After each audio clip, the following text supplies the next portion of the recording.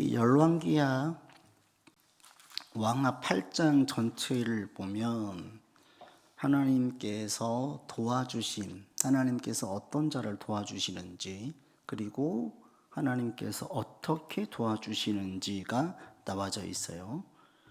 이 8장 전체에 그 하나님의 도우심, 이게 주제라고 볼 수가 있는데, 수넴 여인의 경우에는 이 여인이 누구냐? 이전에 엘리사의 거처를 준비해서 엘리사에게 쉼을 제공해 줬던, 그리고 하나님의 사람으로 인정하고 엘리사의 말을 청종해서 여호와를 경외했던 그 여인이죠. 그리고 이 여인에게 하나님께서 아이를 선물로 주셨고, 그 아이가 죽었을 때에 다시 엘리사를 통해서 아이를 살려준 그 여인이에요. 그게 이제 이 1절에 나와 있는 수넴 여인을 말하는데, 본문에 보면 다시 한번 엘리사를 통해서 수넴 여인에게 말씀하시죠. 뭘 말씀하시냐면, 이스라엘 땅에 7년 동안 기근이 있을 것이니까 너는 이 땅을 떠나서 피해 있어라 라고 얘기해 주시는 거예요. 그래서 이 땅에 하나님의 심판이 있을 건데, 그 심판이 임함과 동시에 수넴 여인에게는 은혜를 베푸시죠. 피난 가서 피난처를 제공해 주시는 거예요. 이 백성 나라 전체가 다 죄로 가득했거든요.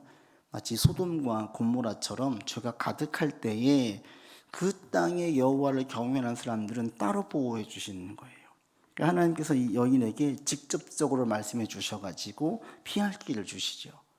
직접 도와주신 하나님.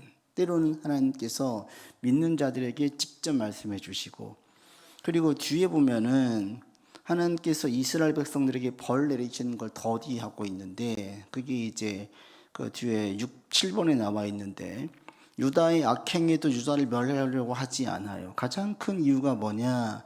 다윗 생각해서, 다윗과 언약을 맺었던 그것을 생각해서 심판을 내리시지 않는 거예요. 그러니까 하나님께서 이 믿음의 사람들 한 명을 너무너무 귀하게 보시고 그들을 따로 떼서 보호하시고, 때로는 그들 때문에 그 나라 전체에 대한 심판을 자꾸 딜레이 시키는 거예요. 그래서 믿는 사람 한 사람이 얼마나 중요한지를 볼 수가 있고, 하나님께서 그런 사람들은 직접적으로 도와주시고 보호하신다 알 수가 있어요. 그리고 또 한 가지는 하나님께서 직접 도와주시기도 하시지만, 2번에 보시면 2번 같이 읽겠습니다. 여인은 하나님의 말씀을 신뢰하여 이스라엘을 떠나 블레셋에서 7년을 생활합니다. 7년을 블레셋에서 보낸 이후 이스라엘에 돌아왔을 때 여인에게 어떤 어려움이 있었습니까? 이 여인의 일단 행동이 믿음의 행동이죠. 왜냐하면 7년 동안이나 그 이스라엘을 떠나서 블레셋에 갔다, 이 이사가 지금도 쉬운 일은 아니지만 이 당시엔 더더욱 위험도 있고, 그리고 그곳에서 자기를 어떻게 받아줄지도 모르고, 이런 여러 가지 위험 요소가 있고 부담스러움이 많았는데, 엘리사의 말을 듣고 싹 정리하고 7년가 갈 생각을 하고 떠난 거예요. 그러니까 이것도 대단히 믿음의 행동이고, 그리고 거기에서 이제 7년 후에 돌아오게 되어지죠. 돌아왔는데 돌아와서 보니까 어떤 문제가 있어요? 자기 땅을 누가 대신 취해서 주인 행세하고 있는 거예요. 와 보니까 누가 주인 행세하고 있어요. 지금처럼 토지 매매 계약서가 있는 것도 아니고 주인 행세를 하고 있으니까 이것을 왕에게 하소연하는 거죠. 그게 3번인데 같이 읽겠습니다. 여인이 왕에게 호소하러 갔을 때 왕의 곁에 누가 있었습니까? 이 일에 여인에게 어떤 영향을 미쳤으며 이를 통해 하나님께서 어떤 방식으로도 일하심을 알 수 있습니까? 여인이 답답해서 왕에게 호소하러 왔는데, 4절, 그때에 누가 있었냐면 하나님의 사람 엘리사의 사환이었던 게하시가 왕 여호람과 함께 얘기하고 있었어요.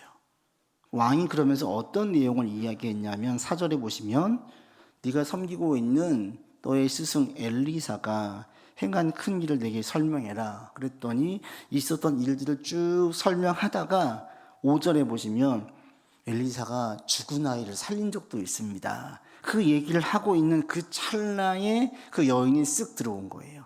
그러니까 엘리사가 하는 말이, 이 여인이 바로 내가 아까 이야기했었던 그 여인입니다. 이 여인의 아들이 죽었다가 살았습니다 라고 얘기를 하니까 아무래도 이 여우라면 이 여인에게 더 큰 관심을 가지겠죠. 왜 왔느냐 하니까 여인이 설명을 하는 거죠. 자기가 엘리사의 말을 듣고 7년간 떠나 있다가 왔는데 누가 대신 내 땅을 취했다라고 얘기하니까 왕이 돌려줘라 그래요.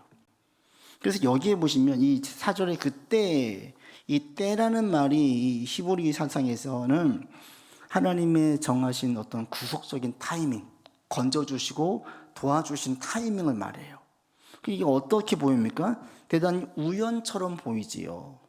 그냥 어떻게 얘기하고 있는데 마침 그 여인 얘기가 나왔는데 그 여인이 싹 등장을 하니까 그 여인에 대한 관심이 가고 왜 왔는지를 듣고 나니까 그 여인의 이야기가 진실됐다는 얘기를 알고 더 물을 것도 없이 이 여인의 말대로 그 땅을 줘라 라고 얘기하는 거예요. 우연 같잖아요. 어떻게 우연히 얘기하고 있는데 그때 딱 맞춰가지고 여인이 들어왔고, 근데 이게 또 하나님의 간접적인 도우심이죠. 그러니까 하나님께서는 직접 말씀에서 도와주시기도 하시고 일상에서 우연처럼 보이는 일들을 통해서도 도와주시기도 하신다. 그거 그냥 갖다 귀에 귀면 귀걸이, 코에 귀면 코걸이식으로 갖다 맞추는 거 아니에요? 그렇게 보일 수 있는 일들이 있고 그 일들이 자꾸 쌓이다 보면은 이게 우연이 아니구나 라는 것들을 고백하게 되어지죠. 하나님께서는 직접적으로 도와주시는 경우도 있지만 이렇게 우연스럽게 도와주신 경우도 있다. 이런 비슷한 예가 또 있잖아요. 에스더서에 보면 나와 있죠. 왕이 잠이 오지 않아가지고 그동안 그 역대기 우리 그 역사 책 좀 가지고 와봐라. 펴서 딱 읽는데 에스더의 삼촌인 모르드게가 했던 왕을 도와줬던 그 얘기를 딱 읽고 있고 그때 마지막 하만이 들어오고 하만은 모르드게를 죽이려고 했는데 왕은 도리어 모르드게에게 상을 주라고 이야기하고 이 사건이 갑자기 우연스럽게 일어나죠. 잠이 오지 않아. 책을 봐. 그때 마침 하만이 들어오고 갑자기 모르드게를 죽이려고 했던 그 상황이 완전히 역전되어지는 거예요. 이런 우연처럼 보이죠. 우연히 잠이 안 오는 그날 책을 좀 가지고 와라 해서 역사 과거에 있었던 일들을 쭉 읽게 만들었고 그때 마침 하만이 밖에 있었고 이런 우연의 일련들이 하나님의 큰 역사였다라는 거죠. 그 이전에 뭐가 있었어요? 모르드게가 열심히 기도하고 에스더도 금식하면서 기도하고 이러면서 하나님의 역사가 그렇게 은밀하게 진행되게 만들어 줬어요. 우리의 삶에도 이런 우연 같은 일상 속에서의 일들이 많이 있고 이 일들 가운데에 하나님의 손길이 있다. 도우심이 있다. 그래서 우리도 우리 눈이 밝아져 가지고 이런 일들을 많이 보기를 원하고 영적 어두운 자들이 해석을 하지 못할 때 영적으로 우리가 해석을 해 주어서 그게 바로 하나님의 손길이야. 하나님의 도움이야. 라고 말할 수 있는 그런 우리가 영적인 안목을 가질 수 있기를 바랍니다. 하나님께서 어떻게 다 이렇게 도와주시느냐 그걸 알 수 있는 부분이 있어요. 4번에 보시면 아람 왕 벤하닷이 병들었을 때 아람의 장수 하사엘이 엘리사를 찾아오죠. 엘리사가 하사엘을 보고 그를 막 쏘아보다가 울어요. 왜 그랬느냐? 그 본문에 보시면 보시죠 한번. 10절에 물어보는 거죠. 왕이 죽겠습니까? 살겠습니까? 하사엘이 물어보니까 10절 같이 읽겠습니다. 엘리사가 이르되 너는 가서 그에게 말하기를 왕이 반드시 나으리라 하라. 그러나 여호와께서 그가 반드시 죽으리라고 내게 알게 하셨느니라 한 다음에 12절 그를 쏘아보다가 엘리사가 울어요. 읽겠습니다. 하사엘이 이르되 내 주여 어찌하여 우시나이까 하는지라. 대답하되 너가 이스라엘 자손에게 행할 모든 악을 내가 알미라. 네가 그들의 성에 불을 지르며 장정을 칼로 죽이며 어린아이를 맺히며 아이 벤 부녀를 가리라. 이렇게 이야기하면서 네가 앞으로 네가 왕이 되어서 이스라엘을 공격하고 이스라엘 백성들에게 아주 잔인하게 그들을 죽일 일들을 하는 것을 내게 보여주셨다는 거예요. 보면서 환상을 보는 거죠. 네가 그자다. 그래서 그걸 막 쏘아보면서 우리 민족이 아주 해코지할 인물, 그러나 이미 하나님께서 그렇게 이끌어가시는 것을 내가 알고 있음을 그에게 이야기해 줘요. 이게 하나님의 전지성이에요.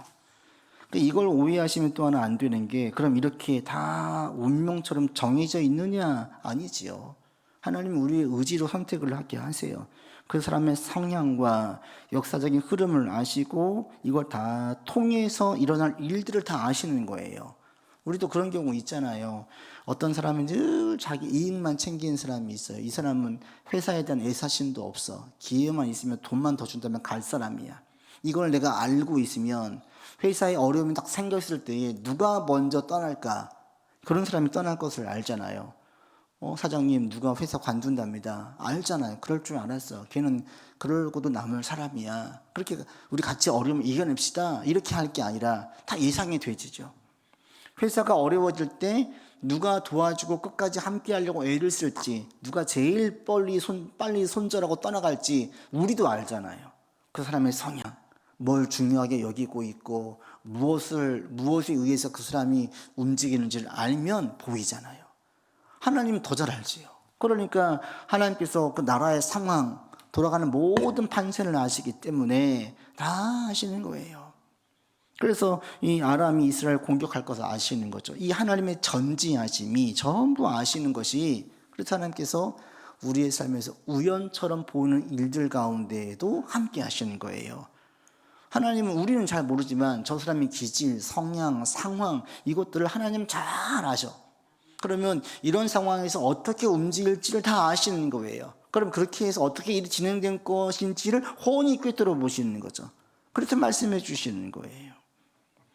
이것이 믿는 사람들에게는 우연처럼 보이는 그런 도우심이 있다. 이게 하나님의 도우심입니다. 그래서 하나님께서는 직접 돕기도 하지만 이렇게 간접적으로 도와주시기도 하신다. 하나님의 전지하심 때문에, 또 그 믿는 자들을 귀히 여기시기 때문에. 그래서 하나님께서 오늘날 우리를 그렇게 귀히 여기시고 도와주시고 우리의 삶에도 우연 같은 일들을 많이 주신다. 우연히 누군가 만나게 하고, 우연히 누군가 통화하는데 전화를 잘못 걸었는데 이러면서 통화를 했는데 그게 또 하나님의 역사가 되어지기도 하고, 이런 일들도 있잖아요. 갑자기 어떤 생각이 떠올라가지고 그와 통화를 했는데 거기서도 하나님의 역사가 일어나기도 하고, 우리의 삶에 이렇게 우연 같은 일들이 많이 있는데 그게 하나님의 섭리와 도움이 있는 일들이 정말 많구나 라는 것들을 깨닫게 해줘요. 그리고 그것은 주님의 전지하심 때문에 충분히 가능하다. 그래서 이 이야기를 듣고 하사엘은 가서 왕을 죽이고 자기가 왕이 되지요. 그래서 우리가 하나님이 어떤 분이시냐, 하나님은 우리를 직접 도와주신 분이시다. 때로는 우리의 일상의 평범한 일들 가운데 우연 같은 일들을 통해서 우리를 도와주신다 라고 우리가 고백을 하게 됩니다. 그래서 오늘도 하나님의 도움을 구하며 나갑시다. 하나님 우리를 도와주시고 도와주심을 또 믿습니다. 때로는 직접적으로, 때로는 간접적으로 평범한 일상의 우연 같은 일들을 통해서 우리를 도와주심을 믿습니다.